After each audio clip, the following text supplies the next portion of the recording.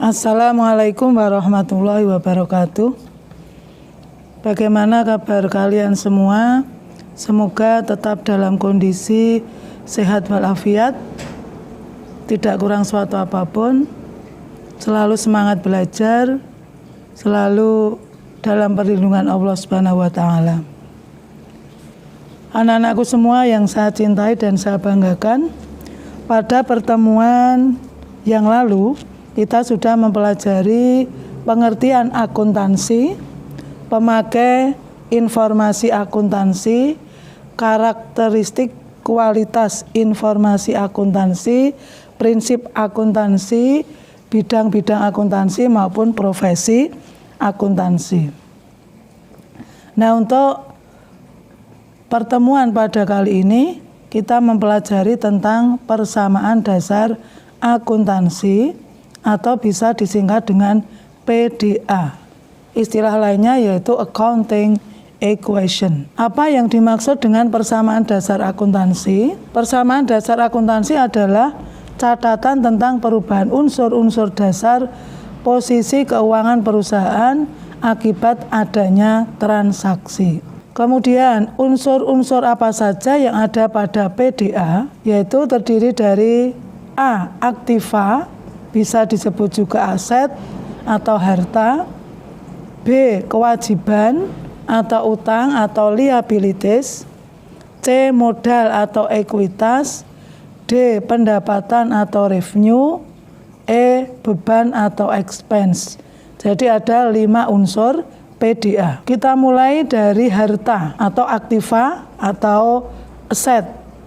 Harta itu bisa terdiri dari A. Harta lancar, B. Harta tetap, C. Investasi jangka panjang, D. Harta tidak berwujud.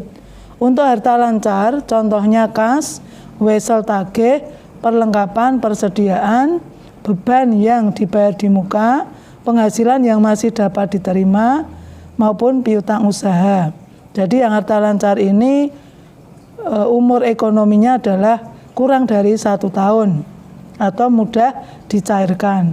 Kemudian untuk yang B, harta tetap, contohnya peralatan, bangunan, tanah, kendaraan maupun mesin. Jadi untuk harta tetap ini umur ekonomisnya lebih dari 1 tahun. Sedangkan yang C, investasi jangka panjang. Investasi artinya penanaman modal. D, harta tidak berwujud, contohnya hak cipta, hak sewa, goodwill, hak paten, hak guna bangunan dan sebagainya. Jadi ini tidak kelihatan tetapi bisa menunjukkan harta milik perusahaan tersebut. Bisa membantu untuk memperlancar kegiatan perusahaan. Kemudian untuk utang bisa dibagi A. Utang jangka pendek, ini yang kurang dari 1 tahun. Kemudian B. Utang jangka panjang. Contohnya yang pendek utang usaha, utang wesel. Yang jangka panjang utang obligasi maupun utang hipotek. Kemudian dari beberapa unsur PDA yang 5 tadi, ini kalau dibagi bisa terdiri dari 2, yaitu akun real yang terdiri dari harta, utang, dan modal. Kemudian yang kedua adalah akun nominal yang terdiri dari pendapatan dan beban. Adapun untuk modal, ini nanti modal milik dari seseorang, modal tuan siapa, ini untuk modal. Kemudian untuk pendapatan, penghasilan dari usaha orang tersebut. Kemudian beban yang dikeluarkan di dalam pelaksanaan kegiatan usaha. Kita lanjutkan untuk bentuk PDA atau rumus PDA. Aktiva sama dengan hak kekayaan. Adapun hak kekayaan ini bisa dari kreditur, contohnya bank, jadi ini bentuknya adalah utang. Kemudian hak dari pemilik ini berupa modal. Sehingga karena hak kekayaan ada utang dan modal, maka persamaan dasar akuntansi bisa ditulis harta sama dengan utang plus modal. Kita lanjutkan untuk analisis transaksi. Transaksi dalam sebuah perusahaan ini bisa mempengaruhi harta dan utang, bisa mempengaruhi harta dan modal, bisa mempengaruhi utang dan modal, maupun bisa mempengaruhi harta, utang, dan modal. Kemudian kalau terjadi penambahan maupun pengurangan aktiva atau harta, ini akan diimbangi dengan penambahan atau pengurangan terhadap utang dan modal, atau disebut juga utang dan modal ini disebut dengan pasiva. Kemudian kalau ada pendapatan, ini akan bisa menambah modal. Kemudian kalau ada beban, akan mengurangi modal. Sekarang saya berikan contoh bagaimana kita membuat persamaan akuntansi. Contohnya adalah perusahaan reparasi Nusantara, periode Januari tahun 2020. Kita buat kolom terdiri dari tanggal, kemudian sesuai dengan persamaan PDA tadi, harta sama dengan utang plus modal. Jadi tanggal, harta, utang plus modal, kemudian kita tambah satu kolom yaitu keterangan. Contoh tanggal 4, Pak Yuda menyetorkan uang sebesar 10 juta untuk mendirikan usaha reparasi kendaraan bermotor. Bagaimana cara membuat persamaan dasar akuntansi? Kita isi tanggal dulu, tanggal 4 bulan Januari, tanggalnya kita bagi 2, bulan sebelah kiri, kemudian kanan untuk mengisi tanggal. Karena menyetorkan uang berarti kasnya bertambah, masukkan pada kolom kas 10 juta, ini kita tulis dalam ribuan, jadi 10.000. Kemudian modal juga bertambah 10 juta. Tanggal 5, Pak Yuda menyewa gedung untuk tempat tempat reparasi kendaraan selama 1 tahun sebesar 1.200.000 tunai. Berarti ini Pak Yuda membayar uang muka. Sehingga untuk tanggal 5, sewa DMK itu dibayar di muka bertambah 1.200.000. Karena dibayar tunai maka kasnya berkurang. Kas berkurang 1.200.000. Kalau berkurang diberi tanda kurung. Kemudian kita selesaikan 10 juta kurangi 1.200.000 ketemu 8.800.000. Kemudian untuk sewa dibayar di muka kita turunkan, kita tulis 1.200.000, modal kita tulis lagi 10 juta. Lanjut tanggal 6 Januari dibeli perlengkapan 1.600.000 dibayar tunai. Jumlah yang tadi ya kasnya 8.800.000, sewa dibayar di muka 1.200.000, modal 10 juta.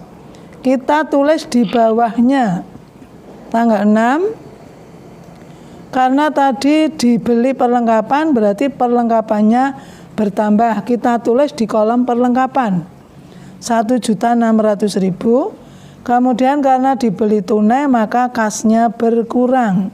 Berkurang diberi kurung 1.600.000. Kita selesaikan.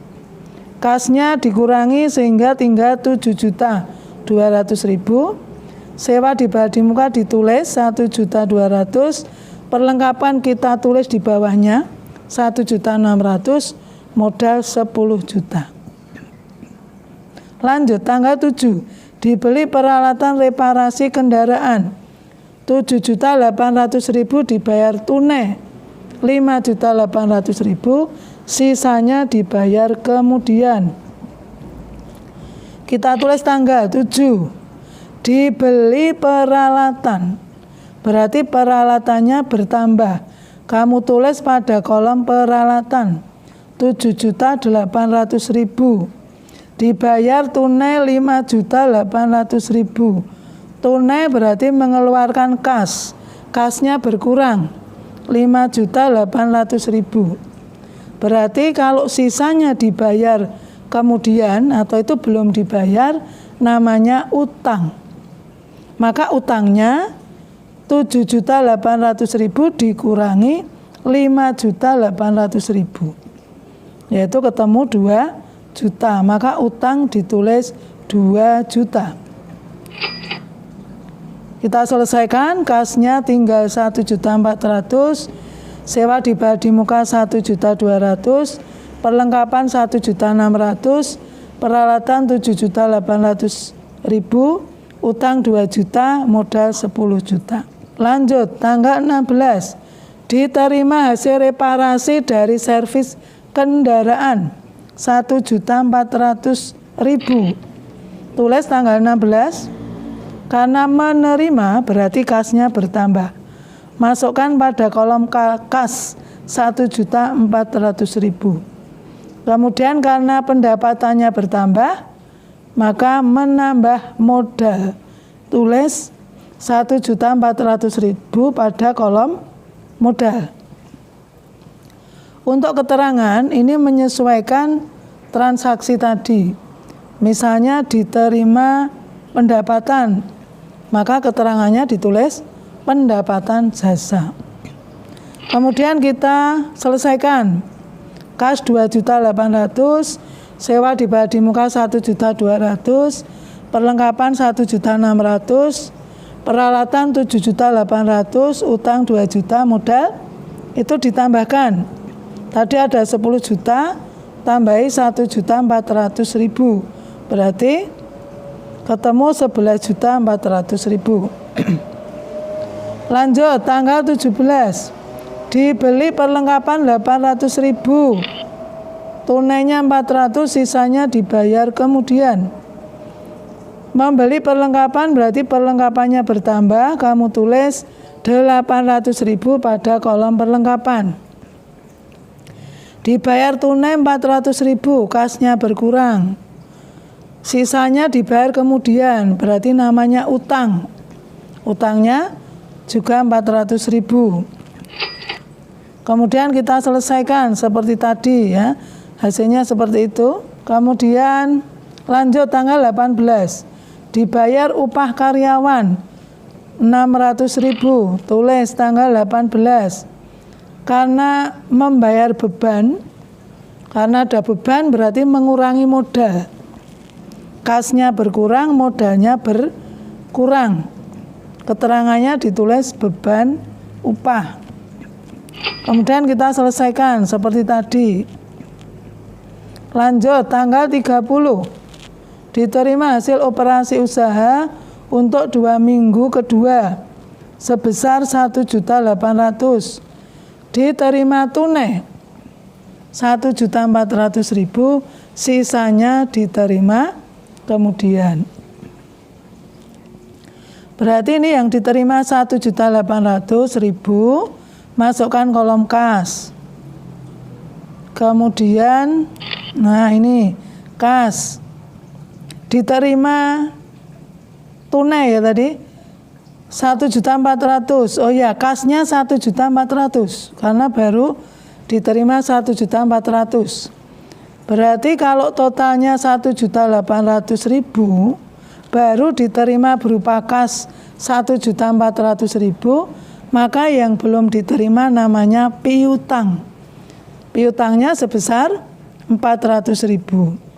Kemudian pendapatannya ini akan menambah modal, maka ditulis di kolom modal 1.800.000. Kemudian kita selesaikan seperti tadi, kasnya 3.200.000, itu dari 1.800.000 ditambah 1.400.000. Sewa dibagi muka 1.200.000, piutang 400.000, perlengkapan 2.400.000, peralatan 7.800.000, utang 2.400.000, modal 12.600.000.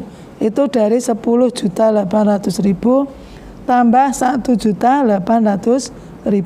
Ada lagi tanggal 30, dibayar listrik. Bayar listrik berarti kasnya berkurang. Modalnya juga berkurang karena itu merupakan beban. Nah, yang jumlahnya seperti itu. Kemudian tanggal 30, pemakaian perlengkapan perlengkapannya berkurang, modalnya juga berkurang.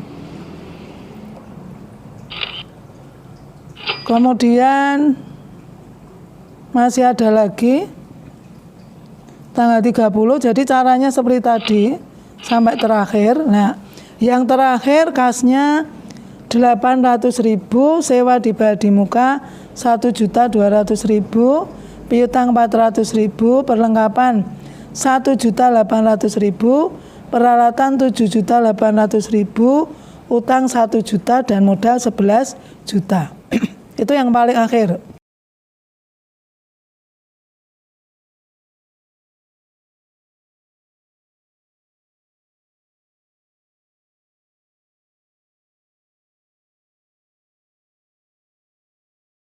Nah, kemudian untuk kesimpulan, sesuai dengan PDA tadi, harta sama dengan utang plus modal. Ini kita cari harta tadi, berupa kas, sewa dibayar di muka, piutang, perlengkapan, dan peralatan. Ini angkanya yang diambil adalah angka terakhir. Jumlahnya 12 juta, kemudian utang dan modal, utangnya 1 juta, modalnya 11 juta. Sama, jumlahnya 12 juta. Jadi kesimpulan yang terakhir, dalam pembuatan persamaan dasar akuntansi, harta harus sama dengan utang plus modal. Demikian materi yang saya sampaikan, mudah-mudahan bisa bermanfaat dan bisa difahami dengan baik. Selamat belajar, tetap jaga kesehatan, pakai masker, cuci tangan, jaga jarak, kurangi mobilitas di luar rumah. Terima kasih. Wassalamualaikum warahmatullahi wabarakatuh.